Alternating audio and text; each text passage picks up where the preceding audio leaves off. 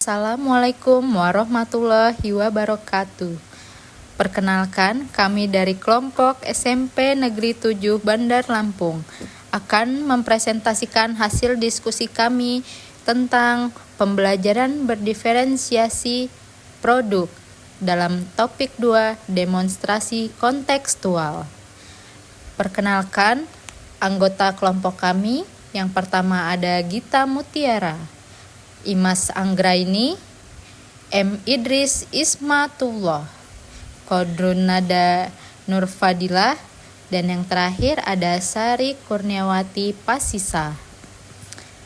Materi yang pertama yaitu pengertian pembelajaran berdiferensiasi. Menurut Tomlinson 2001, pembelajaran berdiferensiasi adalah usaha untuk menyesuaikan proses pembelajaran di kelas untuk memenuhi kebutuhan belajar individu setiap peserta didik. Jadi, pembelajaran berdiferensiasi adalah pembelajaran yang memusatkan keragaman setiap anak dan menjamin kebutuhan belajar, minat, dan profil peserta didik yang berbeda-beda. Materi selanjutnya yaitu tentang pengertian pembelajaran berdiferensiasi produk. Pembelajaran berdiferensiasi produk adalah pendekatan dalam pendidikan yang menyesuaikan pengalaman belajar siswa berdasarkan kebutuhan, minat, dan kemampuan mereka. Dalam konteks ini, produk mengacu pada hasil belajar yang dihasilkan oleh siswa sebagai respon terhadap pembelajaran yang diberikan.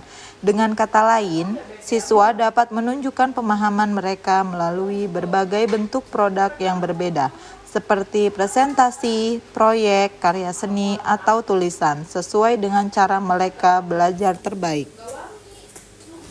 Materi selanjutnya yakni contoh pembelajaran berdiferensiasi produk.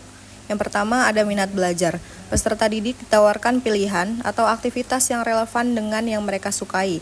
Contohnya, peserta didik dapat membentuk kelompok diskusi berdasarkan hobi yang sama.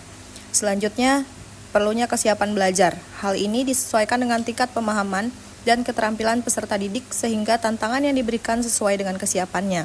Contohnya, pemberian pertanyaan pemantik sebelum materi baru diberikan. Selanjutnya ada gaya belajar.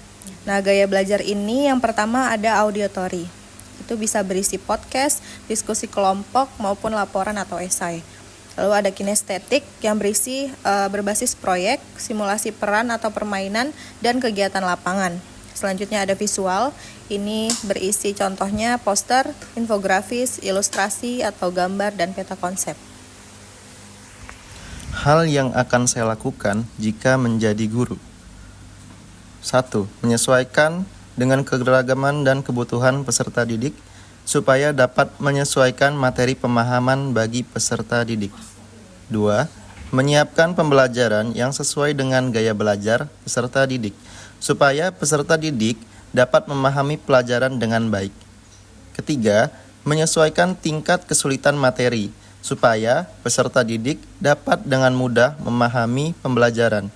4. Menyesuaikan proses penilaian yang akan dilakukan supaya produk yang dihasilkan bisa bervariasi dan menghasilkan kriteria penilaian yang objektif dan adil.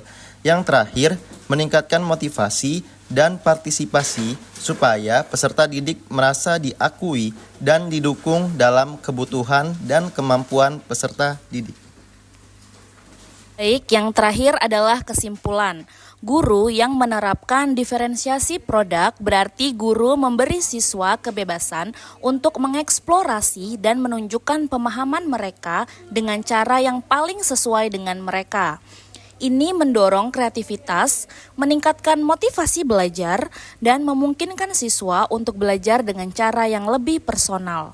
Dengan perencanaan yang matang dan pemahaman terhadap kebutuhan siswa, diferensiasi produk dapat menciptakan pengalaman belajar yang lebih efektif dan menyenangkan. Itu tadi presentasi dari kelompok kami, Burung Irian, Burung Cendrawasih. Cukup sekian dan terima kasih. Kami akhiri. Wassalamualaikum warahmatullahi wabarakatuh.